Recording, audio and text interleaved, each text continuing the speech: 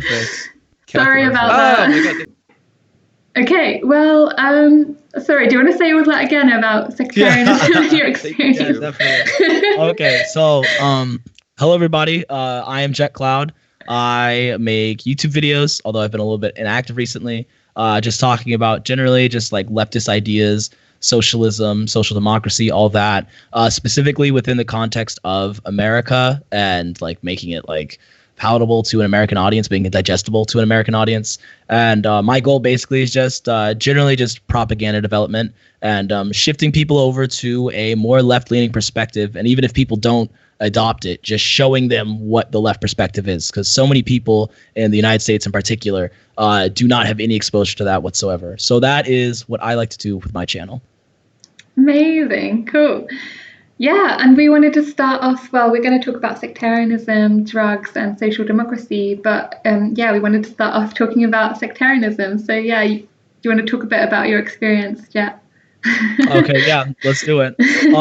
So on the sectarianism thing, and I mean, sectarianism obviously is something, there's been a significant elements like in the left, significant feature of the left for a very long time, but I think I mean, from my exposure to it, especially because a lot of conversations, a lot of interactions I've had with leftists has been online, which is something that I'm actually trying to move away from a little bit. I know it won't solve all the problems. I've had bad experiences in real life socialist spaces, just like I've had bad experiences in internet socialist spaces. But I think there's something Peter Coffin talks about this a lot with like branding and like how socialism, how these things are kind of articulated by us as a brand of sorts, almost like people are role playing or something like that. And it's because we don't have any actual ways to like, we don't have really very many productive ways to articulate our leftist values and to manifest like any sort of leftist project, because at this point the left has been so beaten down for decades and decades and decades. You know, the end of history, Fukuyama and all that, like it just seems like it will just be liberal democracy forever. And now we have neoliberalism, so like very ruthless hyper capitalism that nobody can even see out of. Actually, right here I have, hang on, I have Capitalist Realism by Mark Fisher, which I am about to start reading. I got it from my school's library. Amazing. But I think it definitely, from what I understand about the book, it's definitely hits at a lot of what I've been thinking about recently. And yeah, just because people are so stuck in this, and it seems like there's no way out of this, and there's no actual constructive way for us to actually build some sort of movement, build some sort of leftist vision. People just fall into hypersectarianism. And I like to call it like Marxist or like leftist identity politics is what it is. And it's just people saying like, oh, like I hate you because you're a Marxist Leninist. So like you probably want to throw me in a gulag, blah, blah, blah, blah, blah. Or like you're an anarchist, or like you're a Trotskyist, like go get hit with an ice pick or some shit like that. And it's just a waste of time to me. And I think it's just so very representative of how much room there is for us to grow and for us to develop. And right now a lot of people really have nothing, so all they do is just like back away and withdraw from the real world into Twitter, where that sectarianism is like amplified very, very, very intensely. And I think it's such a problem, and I think it's taking up a lot of energy, that a lot of energy and a lot of potential for organizing and collaboration that is just being completely compromised by the fact that people have issues with each other over things that like leaders in other countries were or were not responsible for like 60 fucking years ago. And it just really doesn't matter now. It should not matter to any of it. Really, I mean, history is important, and it's important that we look at history to use that as a model, an example for what we should and should not do. But it shouldn't matter to us all that much whether somebody is a Trotskyist or whatever. I even think it's kind of silly even for people to be using these labels. I don't want to say that people shouldn't, but it's just like, okay, you're a Marxist Leninist. What does that actually mean though? Like even are you even in like a Marxist Leninist party in the first place? And if you are, is your party doing anything of value like in the 21st century? Is it doing anything that is actually helping build a leftist movement, or are you guys just like having fun in what's basically a book club? And I think that like the Twitter, I think I think the Twitter left-wing sphere is like the worst, most exaggerated example of that. And that is something that I really want to move past, because I just don't think it's useful, for us internally, but externally. I mean, for me, I'm born and raised in the United States of America. People over here don't understand that shit whatsoever. People don't even know like what left-wing politics is in the United States of America. People think that like Hillary Clinton is the left, and they think that like Bernie Sanders is a fucking communist or something like that. And so to me, why that sectarianism is so particularly not useful is it's like, dude, nobody in the United States gives a fuck if you're a Trotskyist, like at all. I know nobody knows what that means, because they don't even know what socialism means. So what use is it going to do for you to spend all of your time like ragging the Soviet Union, which wasn't even the Soviet Union did not exist for any point of my life. I was born in 1997. Like it's irrelevant to me. It has nothing to do with the geopolitics of any world that I have lived in. And I just think it's such a waste of time. And if we do want to go out and reach new people, at the very least, first off, we have to be able to work with each other and I don't want to be so I understand there's a problem with just like left unity, just as like some catch-all thing, like, oh, we need to have left unity. I understand we can't work with everybody. I totally get that. But Black Red Guard talks about tactical unity. And I think that is something, I believe that's the term used, is tactical unity. And I think that's important. And when we're assessing the current situation of the left right now, I mean, certainly in my country, but in other countries, a little bit less so. In the United States, it's particularly bad. But looking at the situation of us seeing that we need to build just some basic infrastructure, some basic popular support amongst people to then go on and achieve whatever revolution, or if you were into like the electoral strategy, like the Bernie Sanders type of revolution, it doesn't matter. We need to build a base on which a movement can grow and be developed. And right now we don't even have that at all. So now is time to put away your Twitter fingers and stop arguing with people about why anarchists are like children and have an unsophisticated view of the world, or why Marxist-Leninists like are super authoritarian and like, oh, you're going to kill me, whatever. It's like, we can have those arguments once we're in power or something like that. But like right now, I don't think it really matters. And I think just on Twitter, that's one of the places where it is the worst examples of that. And I'm just sick of it.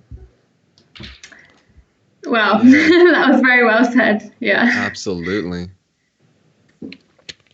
Yeah. I don't know. Do you want to jump in there, Catherine? Sorry, I don't know. Go ahead. Hog the conversation. No, you go for. What are your thoughts?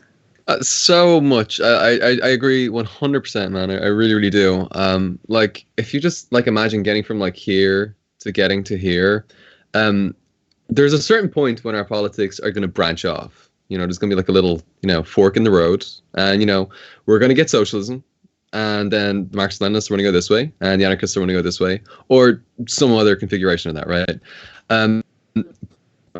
We're still at the start. We're still like right back here. So there's so much progress we can make before we get to that fork in the road of working together, that I think it's a total waste of time if we're just disregarding people because they are, a different left-wing tendency to us, And I don't want to just say that it's Marxist-Leninists or anarchists as well. Like I really do want to include like democratic socialists and even social democrats to a certain extent in this project, because like we can all really, really help each other in getting at least this far, if not like to the end goal. You know what I mean? But it's also kind of a weird thing, because like there's a weird part over here where we disagree. Like the state socialist, like the authoritarian socialist route or the libertarian socialist route. But then we all agree that we want communism. So it's like step 1, okay, we agree. Step 2, we agree. Step 3, we disagree. So let's kill each other. And then step 4, we all want to be in the same place. We all agree. So it's only like one step. There's only like a little piece that we're missing. And I think like in the 20th century, that was really important, because they actually got there. They got to that place. They got to step 3, and they were like, okay, what are we going to do now? But it's LARPing. It's just LARPing for people to pretend to act like we're there now, because we're not. We're not there, I think that most people on the left, as much as they don't like to admit this on Reddit or Twitter, I think that many of us would be way, way happier if we were all living in a very comfortable social democracy. That's probably a very uncomfortable thing for a lot of principled leftists to, you know, principled TM, you know, using a Peter Coffin kind of style there, right? You know, leftists to agree with. But I mean, hell yeah, I mean, who wouldn't want free healthcare, free education, and to not need to worry about dying if they go out to a protest or to go and do like a picket, to strike from work or something like that, right? So yeah, I feel weird saying that as well, like that we should sort of be working with social democrats and stuff like that. But I think we do need to accept that they are the left at the moment. You know, they are the sort of the mainstream left. You know, your Bernie Sanders is the left. As you know, as we said, you know, I think we talked about this a little bit before we went on air. It's the left wing of the right wing, but we're very much in that right wing space at the moment. You know, we need to accept that, whether we would like to or not. You know? Yeah, and I just feel like, as Mexi has been saying in her videos, like there's just such a lack of humility in how we're talking about these things. Like none of us really know how this is going to play out or what is the best option, and we can't speak for every single place in the world as to what is the best way to go forward. So like, and also how we're coming across to everyone else that like is looking into our circle. It's just like all that people are seeing is us fighting amongst each other, arguing, putting people down. It's all like all about who can get out on top. And like no one wants to be part of that space. We should be the ones that are like the fun ones, the ones that are providing an amazing community for people to feel like comfortable in, and like kindness and love for one another. And I know, like, obviously it's not going to be that easy, and it's not just like, you know, isn't that sounds like really wishy-washy to a lot of people. Of course, there's going to be like conflict, but like we're not at a stage now where we have to make like decisions about, you know, how we're gonna, what kind, like how the revolution is going to go forward. Now we're still at the stage where we need to get more people on board, and like you said, Jett, there's so many people in the US who still aren't like what is considered leftism on the left is not at all what we think like leftism is. And I also just think, like, I started off as a liberal, and most people I know are liberal, like just by default, like the world that we're brought up in, barely any of us are actually like anti-capitalists from like the start, because we're never ever taught about these ideas. So we need to be like, I don't know, just like have some compassion for people who aren't there yet. I remember that American Johnson talked a lot about that, about how when he first came to the left, he kept getting criticized all the time by people who were just like, oh, you know, he'd have a slightly bad take and he wouldn't recognize that it was like really bad, and then people would jump down his throat immediately, and that would like push him further away from getting like going, you know, wanting to like participate in these spaces. And I definitely felt like that when I was 18 and like starting uni and wanted to be part of the socialist society at uni. And like, I don't know, I felt like everyone immediately was asking me like, what do you think of this? What do you think of that? And I had no idea, because like I didn't really know anything about socialism, and it just like put me off completely. But I do think that we kind of talked about this last week, but there is definitely such a like patriarchal, like hyper masculine kind of way in which this plays out that we definitely need to tackle and kind of needs to be talked about more. But yeah.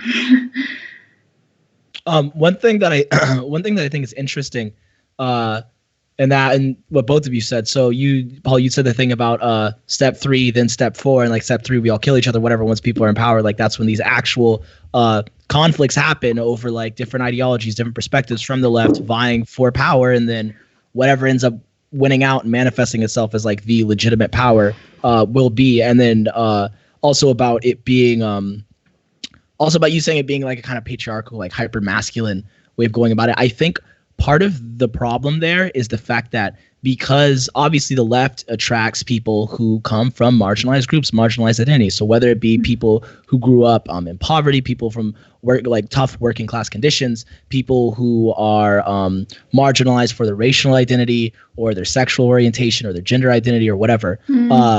I think that part of the problem is, and this could get kind of uncomfortable, but I'm willing to have this conversation. I don't even care at this point. I think part of the issue here is that because people are tired of like capitalism stepping on their necks. They're tired of men stepping on their necks. They're tired of white people having their boot on their necks in trying to like trying to like exert some form of like power, some form of control, trying to take that back because of the lack of actual ways to do that, because of capitalism and just like liberal democracies destroying left-wing movements in their countries. And then also because of the way that like communication works in this day and age, and with things like platforms like Twitter, where they're actually making money every time leftists are getting angry at each other and tweeting. They're making money off of that.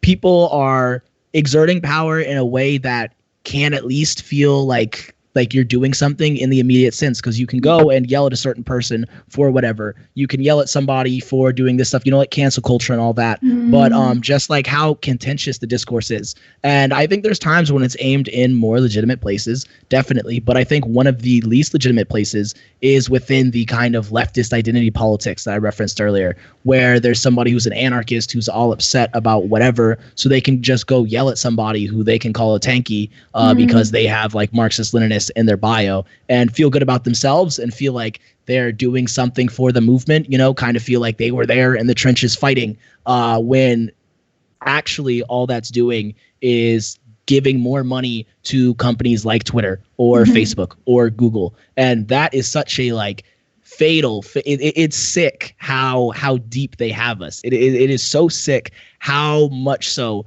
they have us just unable to do anything of substance whatsoever. And the only thing that people feel like they can do, which they do feel is substantive, getting into these fucking debates online, is only giving these companies more money. And that's honestly, it's admirable how good they are, like how good and how efficient neoliberal capitalism has gotten at just completely consuming, co-opting, absorbing anything that could at all be counter to it, and just making sure that it only is allowed to exist if it benefits these capitalist structures. And so I think a huge part of the problem is that people feel like they have no power whatsoever. And the way that we overcome that is through solidarity, is through movement building, is through going out and getting involved in your community and building actual communities. And it doesn't even have to be before we can actually start building something leftists, before we can build a leftist project, we just have to be actually tuned in with our communities and going to where the people are at, meeting the people where they're at. And then from there, hopefully being able to lead them or persuade them towards the direction that we want to go in. But in the meantime, because I get it that there's so much, that's why like so many people are joining the DSA. It's because it's the only thing that's out there for Americans, honestly, because the other significant socialist organizations, there was the International Socialist Organization, the ISO, Trotskyist organization, which is now defunct because there was a lot of like institutional structural problems with suppression of voices of people of color, and then issues with sexual assaults being covered up by like the higher up people, like the Central Committee or whatever, one of the highest bodies in the thing.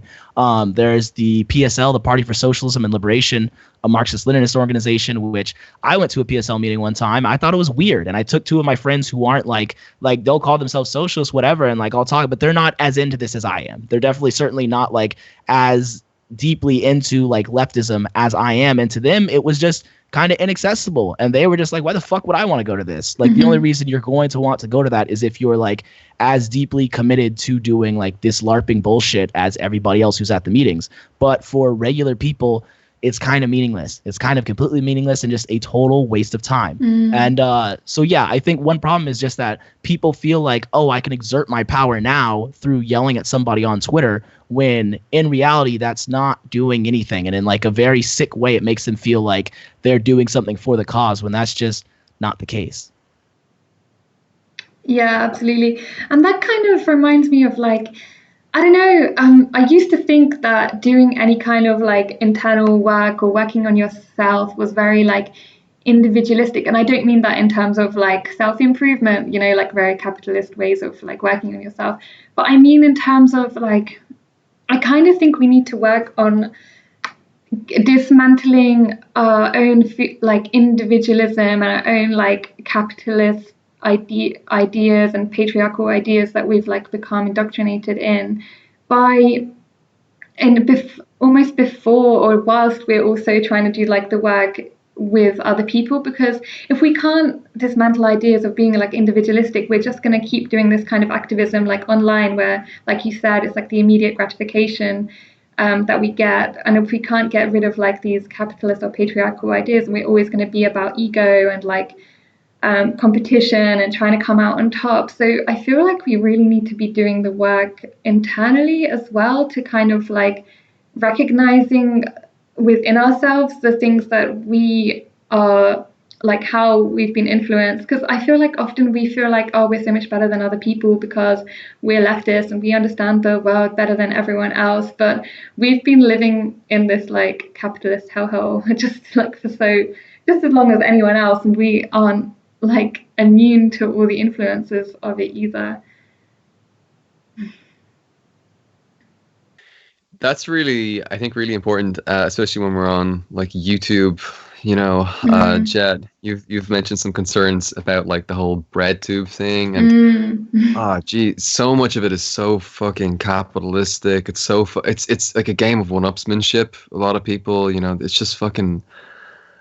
And this whole like response video thing where like everybody's just like, and look, there are some legitimate things that need to be addressed, of course. Some people do some fucked up shit, and sometimes we really need to talk about things. But some people make like their entire thing about just responding to people and like having like a gotcha moment, trying to fuck someone else over, or they'll make a video about how awful, I don't know, Vosh is or something. By the way, I'm sorry, I've never actually watched anything by Vosh, so I don't know. I just hear to be people fair, Vosh is awful. However, continue. Probably. Okay, wait, Catherine. So I'm looking at the stream right now. Your screen with your face is right over Paul's, so we can kind of only see his forehead. Oh. So I don't know if you can move that, no BS. Sorry. I've got a big ass forehead, so Is that better? All right, let me see. Hang on. Catherine, what do you think about being like in the middle? Like, I think I just put it in the middle. Is that like hang on, Queen or something? How is that? Maybe in Rhapsody. Wait, I can't really see on the stream. I think that the stream on YouTube is quite a bit behind where we are in the conversation. Oh, okay. Okay, it should be fine now. I'm like right in the middle and I'm quite small, so yeah, I think it's fine. All right, we'll see. Probably. You don't need to make yourself like super small. It feels kind of like shitty. Make yourself smaller, Catherine. You're threatening my masculinity. Okay, here we go. It's catching up now to the point when I told you, so I'm gonna see how it looks. Look okay. at that. All right, but where were we? I'm sorry, I interrupted somebody. We were saying things. Oh, Paul, you were. I was ranting. You were talking about Vosh and like the response videos. Oh, yeah. Wait, I don't know why I was saying that. Wait, Jett, you were saying something earlier on about how like you're kind of over BreadTube. I think that was when it was muted at the start. Oh, okay. Not that you're over BreadTube, but I think you maybe wanted to distance yourself, or maybe start doing some more real world stuff, or.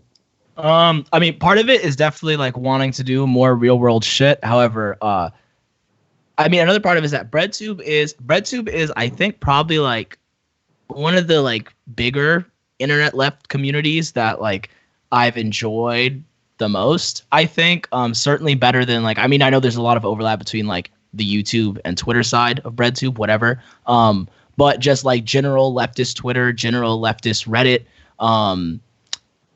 and then also like I guess leftist YouTube before it was all right, but like whatever. But basically I've enjoyed BreadTube and I've enjoyed like the help I've gotten through it and everything, and the recognition from bigger content creators and all the assistance they've given in trying to give exposure to newer creators, people who don't have as much of an audience, and I really appreciate that. However, my biggest problem with BreadTube, I think, is the fact that people think that this is like a movement almost. I think is how like they talk about it, and really it's just, I mean, I can't remember the exact quote. One of my friends, Deadman Animations, who was in the stream, Deadman Animations and Saber, both of which are commenting in the live chat. Everyone go check them out if you have not. Saber just hit. He got a shout out from Thought Slime the other day. Yeah, and he went from like 300 subscribers to like 1,100 or something like that, like instantly. So that's great. Saber's channel is thriving. He 100% deserves it. But yeah, it's great. What I was saying about BreadTube is that there's a lot of things that I have appreciated about, but the fact that like it kind of feels like a movement when really part of it doesn't seem all that different for the reasons and ends that like YouTubers generally have, just like anybody on YouTube sitting there talking to a camera, trying to get popular, like trying to get money off it and stuff like that. And it's like, it's not even like I'm saying there's necessarily a problem with that, but for us to act like BreadTube is some like has any revolutionary potential, I think is just not true. I think it's a tool. I think like us doing these propaganda videos and like developing these communities, which are like have networks, which are interacting with each other, helping each other out, spreading each other's ideas. I think that's great and everything. However, I think BreadTube, just YouTube, whatever, doing this sort of propaganda work is nothing more than one small tool in a much broader array of things that we need to be picking and pulling from, depending on the situation, depending on the context. And like I was saying earlier about how people just too heavily expressed, like I said, I have too heavily expressed my like politics on the internet. I think BreadTube's just another example of that, of people who like have all the, and especially there's a lot of young people who are on BreadTube. And myself, I'm 22 years old. There's people younger than me who I've gotten in contact with who are making great videos and everything. And that's really good. But I think there is something a little bit maybe juvenile, or not even immature, just not very sophisticated about what we're doing here. And I think it's just a kind of instant gratification. Like I can proclaim I'm a leftist. I can get in an argument with this person. I can, prove that like if you're a Marxist Leninist, like you're a fucking dumbass or whatever. And it's just not very sophisticated is the only way I can say it. And it's not anything that's going to, the second that BreadTube does become any kind of revolutionary or truly radical movement with actually radical implications for its impact, it will no longer exist because it is completely dependent on the platform of YouTube, which is owned by Google, and then also heavily dependent on Twitter. So the second that it actually is something of substance, the second that it is something, because another thing with all of this that I think is very important is that talking about sectarianism, and then also just like I want to talk about how we need to update our approach, because the fact that we are living in a world where the internet exists versus one that did not prior to this, when all these socialist movements were developing, means that there are massive questions that we have to ask and find ways to properly answer, to navigate through our movement that no left-wing leader before in history prior had to do. And it's not something that we can find any good answer for because it's unprecedented. And I think so many people really do get themselves so wrapped up in any one ideology or whatever, claiming that they're this or that tendency, because of the fact that it's so much easier to just go to leaders who you can be told, and I'm not necessarily discouraging any like former socialist leader or something like that. That's not the point of this. But they can go to this and say, this leader is like tried and true. Like we can act like this is the word of law. This is the gospel that we follow. And I know if I just have these points, boom, boom, boom, boom, boom, these typical Marxist-Leninist perspectives, typical talking points, then I know that I'm good and like I'm not stupid because I'm following this, which has been proven to be true. And Lenin is, the fucking one true whatever. And the thing is, I think people are afraid of, I don't even want to say looking like dumb. I don't want to say dumb or uneducated or something like that, but like looking like silly in trying to branch out and do something new, which you can't just fall back on and say, Lenin created the Soviet Union, so how are you going to tell me that I'm wrong? People don't want to look forward to the future and actually try and come up with new ways, new perspectives, new answers to certain things, new theories, and they'd rather just retreat to history. And I think that's another huge reason why the sectarianism thing is so bad, because people are too afraid to like create their own. Honestly, like it's just like people are too afraid to create their own thing. And honestly, like if there is any leftist movement in America that like gains power, I'm sorry, I really don't think it will be Marxism-Leninism. I don't think we will have a Marxist-Leninist party that gains control in this country and then leads us forward through the glorious revolution and then in our post-capitalist socialist society. I don't think that's going to happen. I'm sorry. And it's not even like I'm saying anything. It's not, the point of this is not for me to say that Marxist-Leninists are wrong necessarily or something like that. It's just that Marxism-Leninism is called Marxism-Leninism because Lenin looked at the word of Karl Marx, who was not prescribing specific ways necessarily for like structuring society. Karl Marx was mainly responding to capitalism, and mainly he was just breaking down the structure of capitalism, all the ways in which it exploits us, and saying that we need to go to something else. We need to go to socialism, communism. But he did not have all these like there's so much stuff that Lenin could not get from Marx had to come up with in the context of Russia in the beginning of the 20th century. And from that, we have Marxism-Leninism, him synthesizing the information from Marx with the current situation that he was in, and then from there creating something new that would work for the conditions that he was around in. And it's so funny to me that people will look at this and say, I'm a scientific socialism, we're supposed to follow this process, blah, blah, blah, blah, blah. Lenin did this, whatever, built on the words that Marx said and all this shit. And then they can't extend that to, okay, now it's time for me to go and get creative. It's time for me to go and look forward to the future, look at the present conditions that I'm in, see where things aren't ideal, and accept that I'm not going to have some perfectly ideological revolution, perfectly ideological movement, which is going to say, hey, we're communists, we hate capitalism, everybody just gets on your side. There is a process for getting to there. And that process is going to look different depending on what country you're in, what region of any specific country you're in, on a bunch of different factors. And just people aren't willing to branch out and do that yet. And that's my biggest problem with the internet sectarianism, is that it's so backwards and that it's so obsessed with the past and so obsessed with history and so obsessed with and so obsessed with, like I said, countries that haven't existed for significant periods of, for countries that like haven't existed for the entire time that like the new generation Z, because I think technically I'm a Zoomer. I think technically I'm like at the very, very upper end of Zoomers.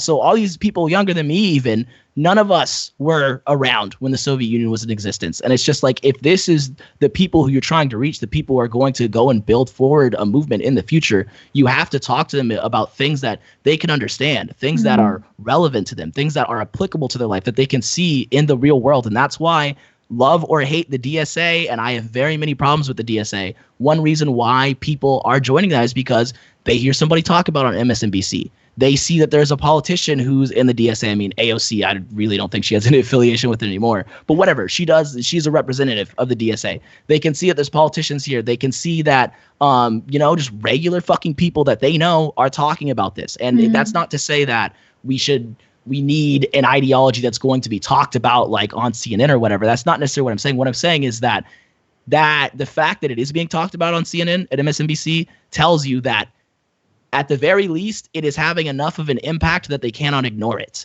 If they didn't have to talk about it, they wouldn't. If they did not have to talk about the DSA, they would not. If it only had fucking 50 members, they wouldn't say a goddamn word about it. If AOC and Bernie Sanders and these other people weren't out here saying these things for all their faults, they would not be talking about it on mainstream media. And so people see that and say, whoa, this is like some real world shit. This is a new form of politics specific to like the world that I live in that I have not been exposed to previously. And they see that there's new perspectives out there. And then from there, there's tons of people who look into it and go fucking way far down the rabbit hole and get very, very radicalized. Then will find themselves calling themselves communists and saying that AOC is not nearly far left enough.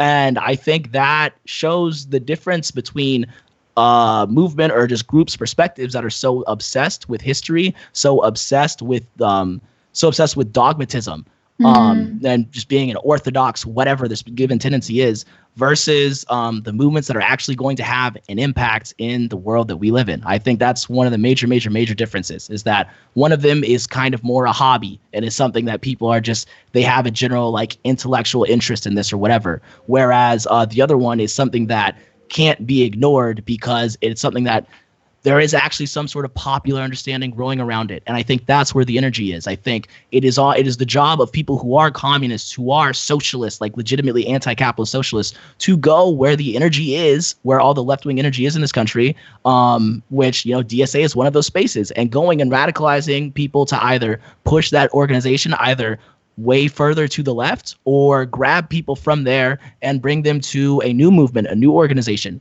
and starting something else. But I just think it's so irrelevant. That is my biggest problem with all of this like internet left shit, is it doesn't matter to any of my friends. It really does not matter to any of them. And I would never expect it to matter to them, because what do you give a shit about what Stalin did in Ukraine in fucking 1941? It doesn't matter. They don't give a fuck, because it doesn't affect them. It doesn't affect them. And also, that's a very different world from the world that we're living in now. Yeah. Well said. Well said. Yeah. I I actually had a really funny experience when we're talking about these things for a really long time with regard to Irish politics, like where I am right now, right here, right now. I was so into socialism and communism, and I was interested in anarchism as well for a while. But I was so interested in those things that I didn't even look at where the socialist movement really is in Ireland, and that's actually manifested best through republicanism. And I know like republicanism is like the total opposite thing in the US, but in Ireland it's a revolutionary movement. You think about things like the IRA and stuff like that. That was radical socialist republicanism, you know. And it's something that I never ever thought about. I never it was kind of I grew up knowing a lot of. Oh. I think he's going to click back in any second. Oh, shit. Okay. Paul? Republicanism. But I never really made that connection to like what I was seeing online in, you know, what I... Shit. Technical difficulties. Paul, you're kind of... Oh, okay, is he gone? Sorry. Can you see me? Yeah. I can see you. Yeah, cool. Sorry, just cut out. You probably didn't hear anything that I said there, did you? We heard you said republicanism. That's where the movement was. Energy was for the left, but then that's what you cut out. But oh shit! But it was like it was such a disconnect. Like when I was growing up, there was such a disconnect between what I understood as being the left and what I saw in Ireland as republicanism. Like I didn't realize for the longest time that republicanism in Ireland was our like left-wing movement, and sometimes very far left as well, you know. It's always been about this socialist overthrowing of like the shackles of British imperialism within Ireland, you know. So I didn't even recognize it. It was like unrecognizable compared to like what I was seeing, especially like in the US and everything like that, where you know, obviously I grew up consuming a lot of like US media, you know, and when people said left wing, it was like liberalism, you know, liberalism. Yeah. That was so the same kind of thing that you were talking about earlier. So when I started talking about like republicanism, I was like, oh, that's probably like the right wing thing. You know, when I was a kid, that's what I thought. And then I started to understand it in the context of Ireland, and I was like, oh, okay, that's completely different. So, you know, I've become a lot more interested in that as the years have gone by. But it's one of the things that sort of, I guess, as I'm getting older, I find myself being kind of torn between two tendencies. I feel myself like sort of drifting towards, like on one hand, like the Communist Party of Ireland, but also towards like a much larger Republican Party, which is, you know, according to a lot of like the online like Marxist-Leninists, they're like, oh, that's less ideologically pure, that's less, you know, it's less, it's somehow lesser, you know. But that's kind of where the movement is, you know. That's kind of where the serious left-wing radical movement is at the moment, you know. And there are a bunch of different Republican parties. Sinn Féin is obviously like the biggest one. Democratic Socialist Party, you know, Democratic Socialist Republican Party. But yeah, that's why it is so important to look at it in your context and understand it in your context, not just to be thinking about like, I don't know, what's going on with Bernie Sanders or with Corbyn. And that's not to say that they're not doing important stuff. They really are. But we're not all living, you know, in the US or in London or whatever. But to people who are in the UK and the US, what do you this like Catherine? What do you think about all this? I don't know. I really don't have any of the answers to any of this, because I'm always really torn between like feeling like I should be being like pragmatic about things and like joining the current movements. Like, for example, with Extinction Rebellion, I was also at first one of those people that was very much like really skeptical, because they're calling for net zero emissions and like actually like just offsetting, and like that doesn't actually mean that they're actually going to reduce the carbon. It's just like going to be offset to other countries or paying like more for it. You know, it's like all these very capitalist schemes. And I was like, okay, I don't want to be in favor of this because this isn't actually like doing what I want. And is it really, like they say they're anti-capitalist, but in reality, like, I don't know, a lot of the affiliations of the people leading it are like kind of problematic and all of this stuff. But then I was also thinking, like, what if I keep going like this, then I'm never going to actually like be involved in anything, or just like these really, really small movements that fit my like I radical enough for my ideology, you know. And I don't know, like I guess you can do both. But I'm still trying to figure out like what is the best thing. But really, I just keep thinking that we have so little time left at the moment. So on one hand, I'm just like, okay, just go with the movements that currently seem to be like doing like Extinction Rebellion. So like let's go with that. But then if they're not actually calling for like radical enough change, then is it really worth it? So I don't know. I'm still figuring it out. But I think that you're right, Jett, that like I think we have to be like realistic and go with the movements that are currently kind of working, and like because I can keep going to I go to these like socialist meetings and we never ever like end up doing anything, and it's only like 5 to 7 of us, and like really they're radical, but really what is that actually gonna help in like the long run, other than like I don't know, us having a community? It's not really doing much. So yeah, I guess I want to start getting more involved in that stuff. But I also think what you said about BreadTube was really like, it's so true, because I find myself even thinking about a lot of this stuff about like, I think because it's like a capitalist platform, I'm just trying to think of ways to get more views. And like a lot of the time, the things that get more views are things that make it less, like dilute your message to be less radical, and like or things that make it more clickbaity, or response videos, and like or very like angry videos, or like nothing like solution based, or what is like, okay, how can we get where can we go from here, and stuff like that. And I just think I can really understand how like like the people that really thrive on this platform, like they've had to dilute their message over time, and they've had to become less radical and like less revolutionary, because otherwise like the platform just isn't going to like support their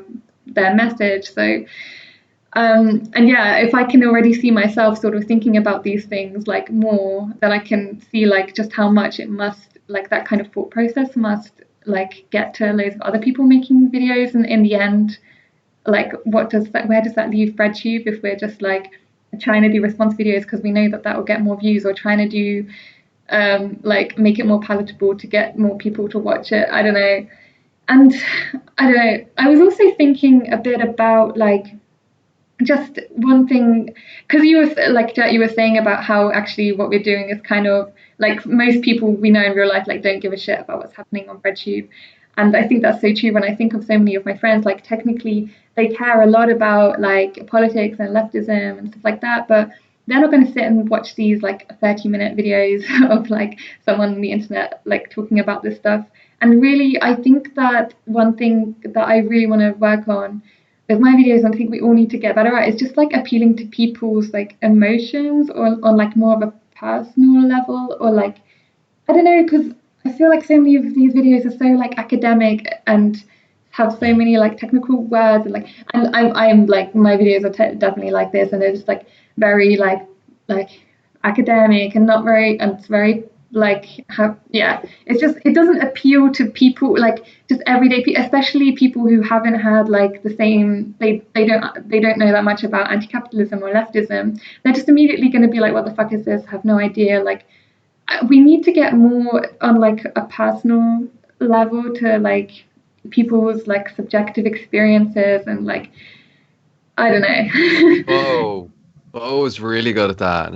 Bo the Fifth Column, I think that's the name of the channel. Yeah. Bo, I haven't really good heard of him. No. Yeah, he just, I don't know how to describe. He's really like he just sounds like this really chill guy, just like describing like these really complicated things, just breaking it down real simple. But also I think that kind of gets back to what Jett was saying as well. Like Jett, I mean, I think that's what you were saying you were trying to do, right? I mean, you're trying to break down these things and make it a little bit more accessible, a little bit easier for people. And I think that it's really important that we do take that into account every once in a while.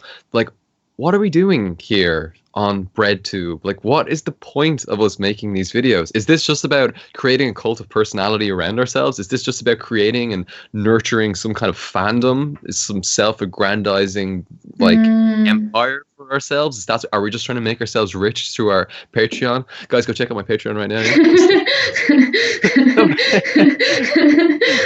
Like, we all have this shit. We all have it. And so like, we need to check back.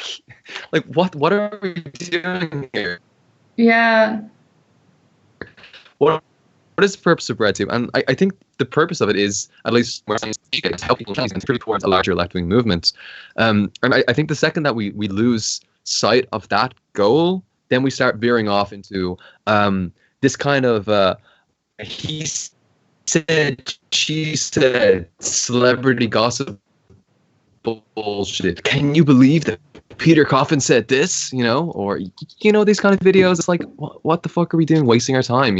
Somebody, like a random person saying something problematic, they don't give a fuck. It's not going to help them.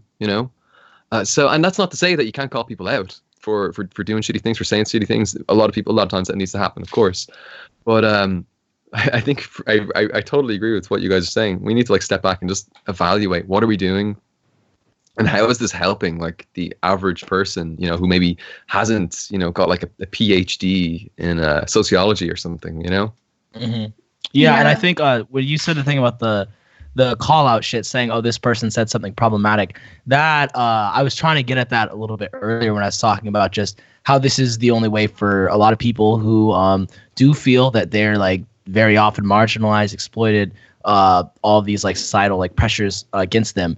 It's a way for them to, I feel kind of, and this is something I participated in, certainly, tons of people have, a way of pushing back against it. People just want to rage against the machine, but don't have any actual avenue to do it in. So then you can, rather than looking at systematic problems, you go into individual ones and you look at specific cases. And it's okay, well, I don't have any actual way to go and destroy white supremacy or to tear down patriarchy or to smash capitalism. But what I can do is call out these people who are doing things that are manifestations of those larger systemic problems. And I've gotten to the point now where I'm very because it's not to say that, I agree with you. It's not to say that, oh, people shouldn't be called out. I think that's important and everything. But it just kind of seems like if we were more successful in working towards a left-wing vision, we just kind of wouldn't even have time.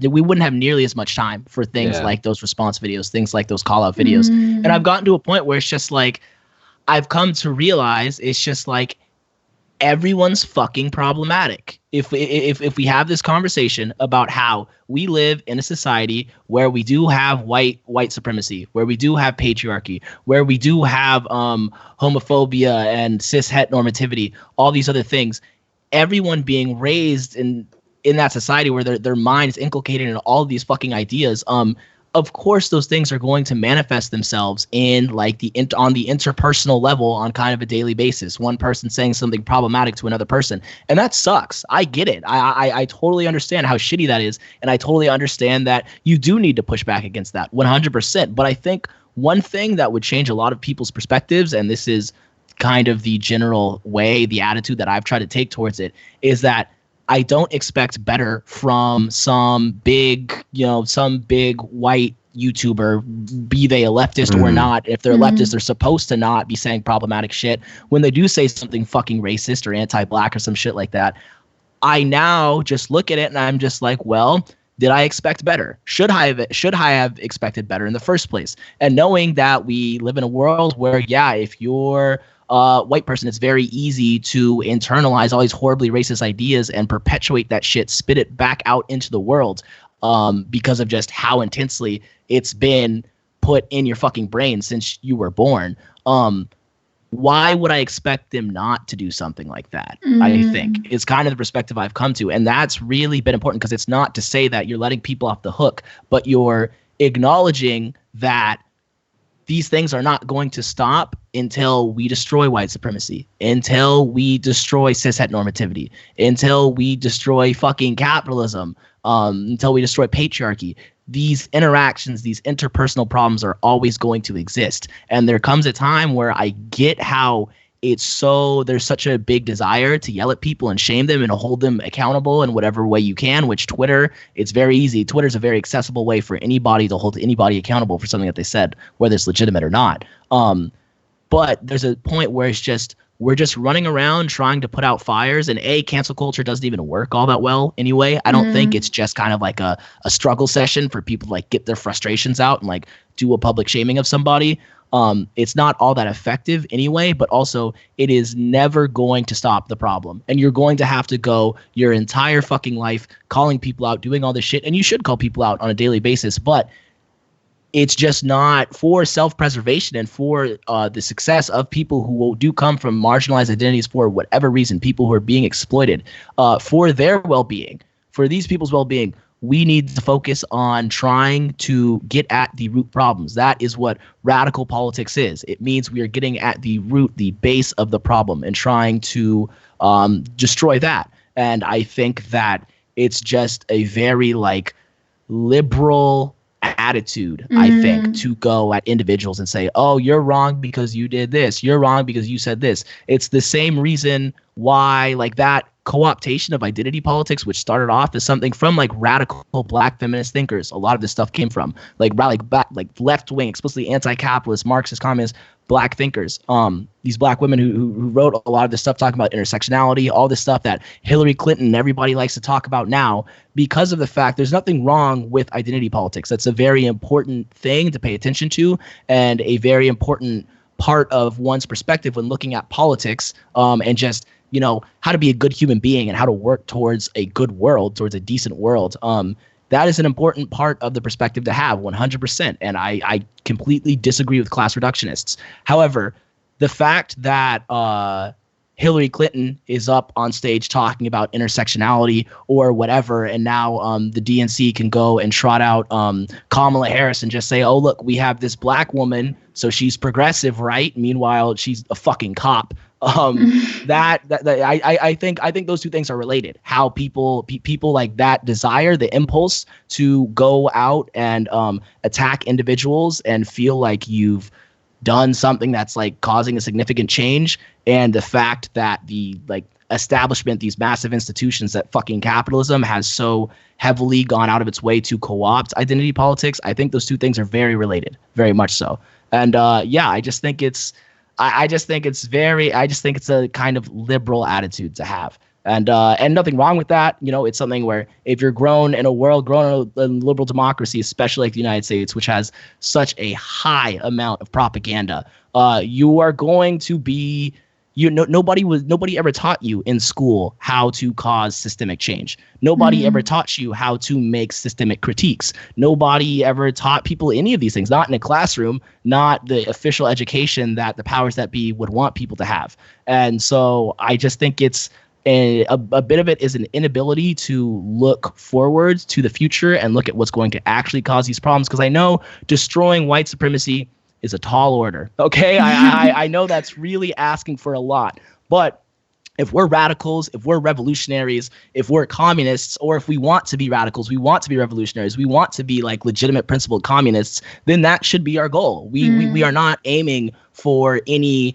We're small-term success, small-term gains. Those are important, but ultimately, what our effort should be working towards is an actual systemic change. We want to destroy the systems that currently exist and build something anew that is much more just, much more egalitarian, is inherently committed to egalitarianism, is inherently committed to protecting the marginalized, to protecting the oppressed in ways that capitalism and liberal democracy obviously are not. And I know it's hard. I know it's a tall order, and I know people look around and the world's so fucking scary nowadays, and we see climate change is going to wipe us out, whatever, all these things. White nationalism is back on the rise in a very big way around the globe, and people are making connections. White nationalists in America are flying out to Ukraine and Russia and meeting with neo-Nazis and training together. It's scary. It's really, really scary. But the fact of the matter is, nobody else is going to come to save us. And the only way for us to save ourselves is if we are looking at systems. And if we are looking at actually, how do you undermine those systems, infiltrate those systems, whatever, how do you take these things down and then actually create a system that empowers the people who you want to empower?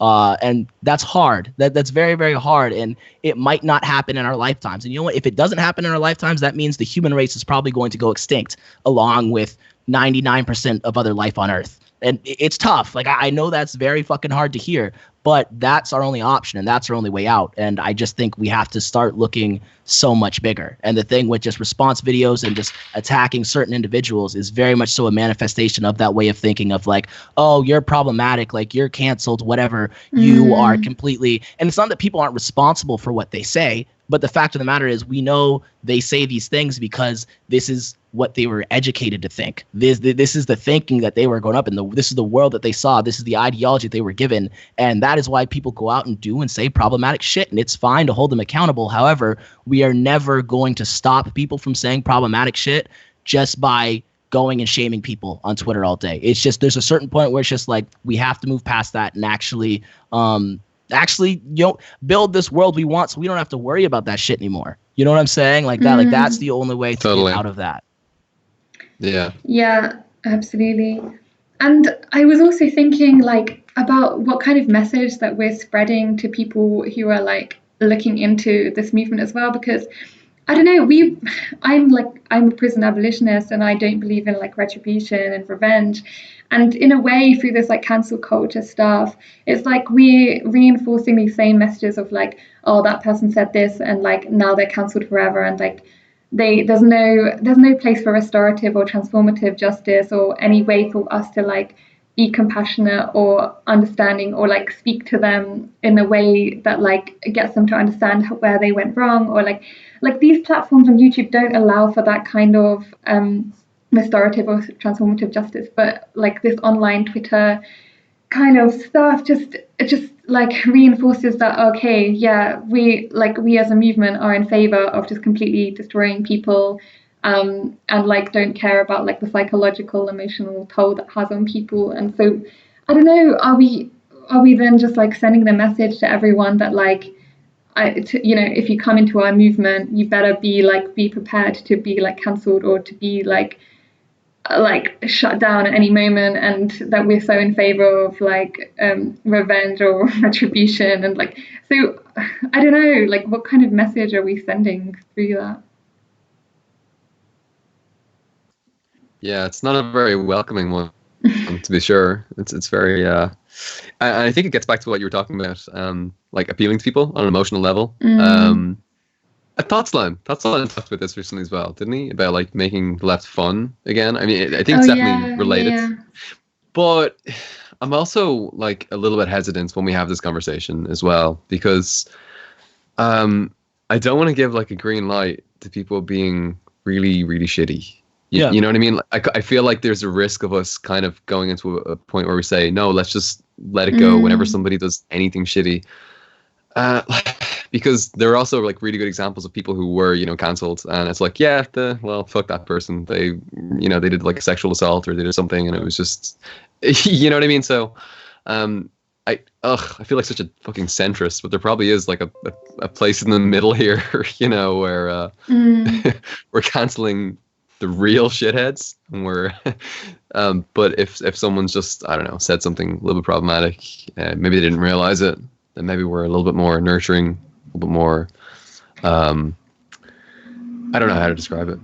And that's another problem, I think, with the fact that so much of these people, like with the canceling and all that energy is just focused online, because I think generally situations go down in a much less nuanced way over the internet. Like people talking back and forth in a Twitter thread is much less nuanced than if there's, say, instead of two people amongst ML Twitter or whatever, just amongst leftist Twitter arguing with each other, two members of the DSA who have been going to this chapter, like know this person, actually interact with them face to face, and has to potentially either choose to stop going to that physical space in the future. They can't just hit block on them, or they have to either potentially stop going or find a way to reconcile whatever happened and move past it. I think just in real life, it's sure there's problems where people, and I think people are less quick to go as far as they would online, because obviously everyone knows it's just easier to talk shit on the internet. It's easier to talk shit over the internet than when you're actually in a face-to-face space with somebody. And when people have mutual friends, mutual friends or comrades, allies, whatever, who, this is a situation that involves, kind of a community. And there's a potential for people to collectively, but then also those two individuals, whatever, to handle that situation and handle it in a way that is at all actually interested in some sort of reconciliation and not just I win, you lose, because online, that's all it is. There's no room for nuance on Twitter whatsoever. Their Twitter is good for a lot of things. It's good for getting information out there. It's good for connecting to people.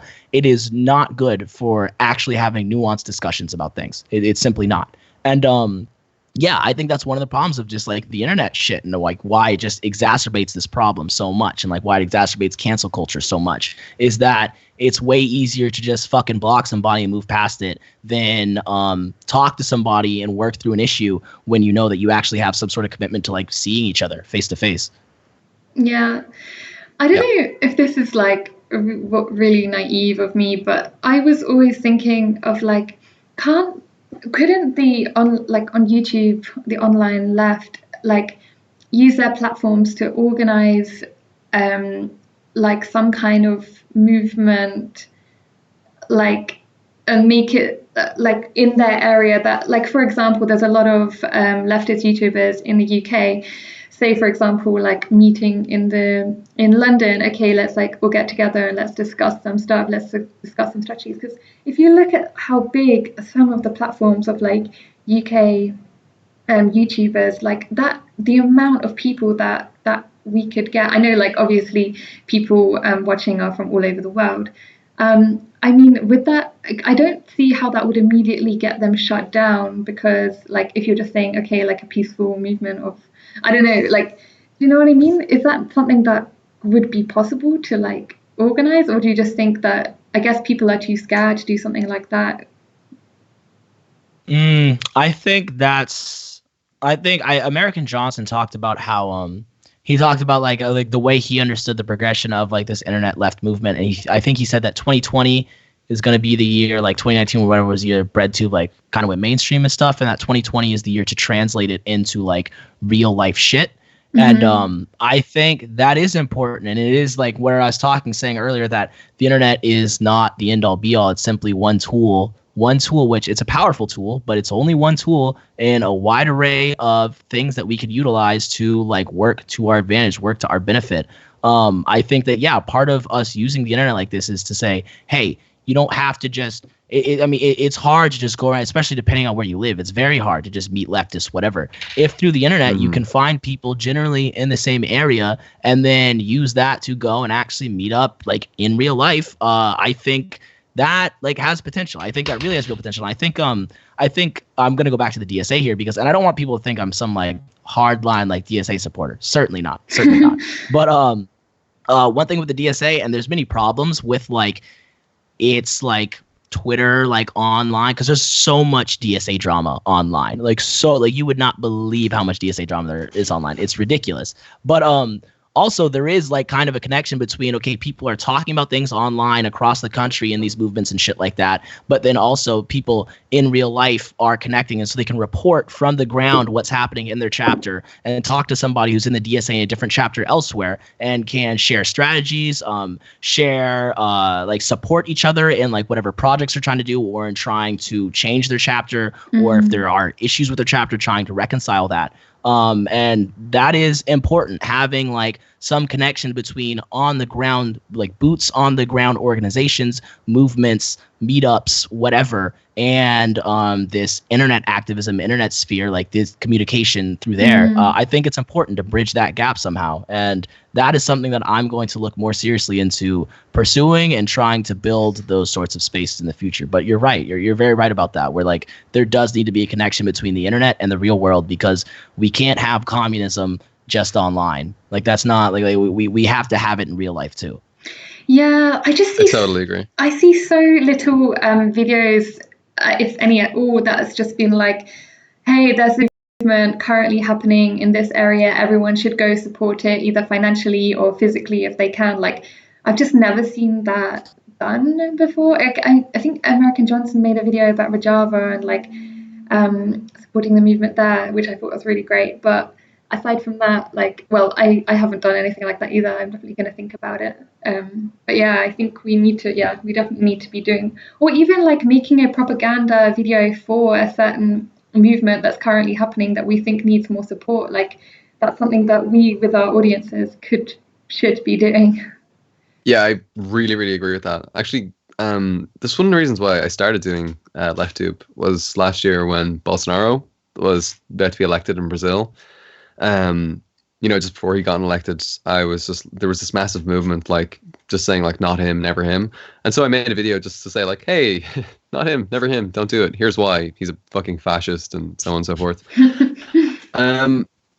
And the reason I did that was because I was reading an article beforehand about how the right in Brazil had gained so much ground and so much support through the internet, through YouTube specifically, So there were all these like personalities going on, just like these big personality, like vlogger, lifestyle, entrepreneur, whatever bullshit, right-wing YouTubers you can think of, gurus and shit, And they were all saying like, hey, go vote for Bolsonaro. He's going to be great. He's going to open up business for everybody. It's going to be fantastic. It's just going to be great. It's going to privatize everything. It's going to be, and so they got a ton of people to support him just by doing that, So I was like, oh shit, we need more people, like more leftists doing that. Like actually, this is kind of before I wasn't really plugged into like BreadTube. I mean, I did definitely like watch a few people but I didn't know there was this larger BreadTube community at that time. Like I didn't even know there actually was a connection between them. I didn't know about subreddit, or Twitter or anything. I wasn't even on Twitter before I got this, but we definitely need to be doing that. We need to actually be endorsing people, supporting movements, and I think it's a little bit more difficult if we're saying, hey, I'm going to be here next Thursday, come meet me and a bunch of other people. There are real operational security issues there. Yeah. Especially if you're like a radical, if you've got any amount of people who are maybe against you, if you are a person who is in any way vulnerable, then it might not be very, very, very safe. Just like from a real world practical safety perspective. I don't know if that necessarily extends to promoting other groups. Like you might say, for example, hey, these other people are meeting here next week. It doesn't necessarily need to be one that I'm attending, or me, or you, or anyone else. But we definitely could and probably should be trying to promote real world socialist activism. There was, I remember before I.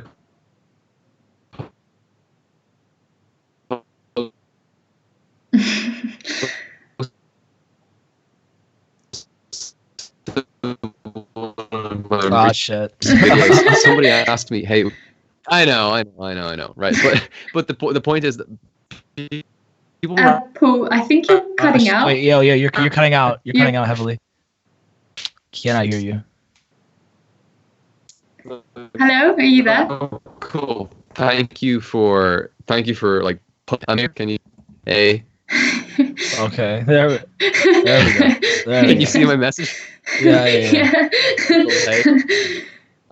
Anyway, that might be something that we could do in the future. Like we could even just like a comment or in the description box or just like a little shout out. There's something happening this weekend or there's something happening next week. So check it out. If you're interested, let's say I'm going to put some or depending on where you're living, for people, or if you're interested in like an international thing, then that's cool as well. But yeah, just to once you have people's attention, like you have people's attention, you're on the internet, you're on YouTube. We assume just a little. Sorry, can you hear me? Sorry. It keeps cutting out. Yeah, you were just saying once you have people's attention. Yeah, I think you're fine now. Yeah, I can hear you at this point. Can you hear me? Yeah, I think you're good. Yeah. Okay, I'm gonna keep it short. Use that attention. Use it like a notice board. Just put shit up there and make people go. I think that this comes back to the cancel culture thing again, though, because I feel like so many YouTubers are probably understandably like kind of scared to promote certain movements, because what if they promote something and then like oh, someone in that movement, it turns out to be problematic, and then you immediately cancel. Like, that's the same reason that like so many bigger YouTubers seem so afraid to promote any smaller leftist YouTubers at all, because what if they and I think that is actually a really big problem at the moment, because it definitely seems to be the case that with a lot of some of the biggest YouTubers, that they're so afraid to promote anyone. And on one hand, I can kind of understand from their perspective that they don't want to signal boost someone who ends up being problematic. But I feel as Angie and Peter Coffin are often saying, we need to get away from just being so scared to anything to ruin your reputation, or anything to make you come off your elite YouTuber status. And I if we want this movement to build, and if we want RedTube to have more influence, we need the biggest YouTubers to shout out smaller ones, and to be promoting these movements. But I guess that's easy for me to say as someone with not much influence, so I don't know. One thing, with the with the fear that just promoting anything in general, you talk about in a real online space of just the problem is people turn out to be problematic or whatever. You can't make sure, you can't ensure that something like that's not going to happen. I think it's time to just stop. The quote, "Revolution is not a dinner party," I think is very important to keep in mind. The original meaning, from my understanding, is different. Talking more about violence, but in general, just we are not going to have a perfect movement, and understandably, because we are in such a fucked up world, and because we have all these fucked up institutions and social structures and our economic system, and because that is just the world in which we are indoctrinated into believing this is how we should frame things. This is the perspective we have on the world is influenced by all this horrible shit. We have to accept that there's no such thing as a perfect movement. And if a movement, just necessarily a movement existing and doing something, bad shit is going to happen. There are going to be snags. There are going to be setbacks. And we can't be so afraid. We can't be so committed to perfection, or rather terrified of being wrong, being problematic, being affiliated just at all, making something that's a mistake, that you don't actually go out and do anything, and you don't actually go out and interact with other people. Because if you go and interact with other people, bad things are going to happen. People people do bad shit that's a thing. That's a fact. And that's just something that we have to contend with. But there's never going to be any sort of perfect movement whatsoever. And I think one case in point where people aren't paying attention, I think, is that a lot of, especially white leftists, will like to prop up the Black Panthers as an example of a socialist movement, whatever, all this stuff, blah, blah, blah. And also kind of seeing kind of saying oh, it's kind of they can't be bad. The same reason as Kamala Harris is a progressive candidate just because she's black, that the Black Panther Party is not problematic because they're black people fighting for black liberation. However, there was many problems which contributed to its downfall, with misogyny and patriarchy, and women in the movement being responsible for such a large amount of the work and not getting the recognition or space that they deserved for their involvement in the organization. And and still we're looking back at organization and saying, oh, they were great and everything like that, but there was ugly, nasty parts to the Black Panther Party that helped lead to its destruction. What we should get from that is that, we have to make sure we don't make those same mistakes, and we have to see that just because we're some left-wing movement fighting for the liberation of these people, if you say you're fighting for black liberation, but then you're also not giving black women the recognition or involvement in leadership and decision making that they deserve, then there's a problem and there's shortcomings in your movement. And that doesn't mean we just erase the whole thing. And if it were, I think, just if we're talking of people, white leftists would be more quick to kind of wipe away, cancel a white leftist movement, and be kind of afraid of being problematic for calling out the Black Panther Party or anything like that. But yes, no, simply the lesson learned from that, that were very influential and were responsible for a lot of good work also had their own problems and had a lot of stuff about them that was in some ways very problematic. That doesn't mean that we just erase everything that they did, but we have to recognize that and move forward and take those lessons into the future and make sure we don't repeat the same mistakes of the past, and just accept that there's no such thing as a perfect movement, especially because we already live in a white supremacist, hyper-capitalist, patriarchal world. Those things are going to exist in our interpersonal relationships with other leftists, and if it's going to be with other leftists, certainly just with the general masses who were trying to get over to our side anyway in the first place. So you have to be willing to deal with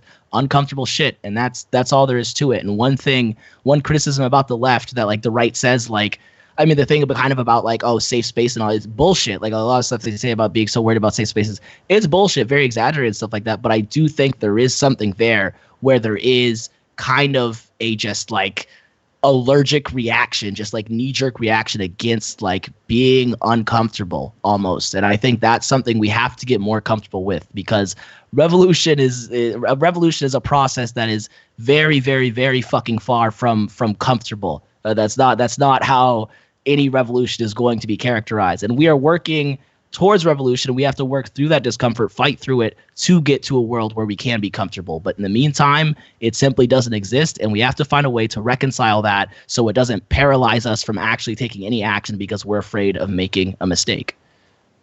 Yes, absolutely. I think this So much comes back to like something that we briefly touched on in the last week's stream about like the way in which we talk about in the past. And I feel like we kind of look at it in these like rose tinted glasses and focus only on like the revolutionary parts or like the leaders like leading the way, and we don't talk about, yeah, like you said, the parts that were problematic, or like the like movements that led up to that like one big event of revolution. It's just like, I think that leads to this idea that one, like you said, like that were those ones were like the best, and we need to like replicate those and there was no problems, and that like that's what our movement needs to look like. And also just that like there's going to be this one like hero like that's gonna like Stalin or Martin Luther King or like whoever that's going to lead the way, and we've got to wait for this like superhero to come along, and like that's when everything's like we're going to suddenly have this revolution, everything's going to be great. And I don't know, I think the way that we look at the past or like talk about the past really needs to change, that like we recognize like it wasn't just this one single person or this one revolutionary moment. It was like lots and lots of people and movements that led to that. Yeah. Absolutely, yeah. It's a collective effort. But we really do like to create man theory that shit, don't we? We fucking love doing that. We're just like, oh yeah, just fucking. He pulled himself up by his boots. It's very right wing, isn't it? It's very like he did it all himself. You know, he pulled himself up by his bootstraps, just fucking led the revolution, did everything, and yeah, we're obsessed with this shit, and we do need to sort of decolonize our minds, and we do need to really go back to the drawing board with how we see these things. I mean, this whole cult of personality thing we have is just it's so fucking unhelpful. It's unhelpful, you know.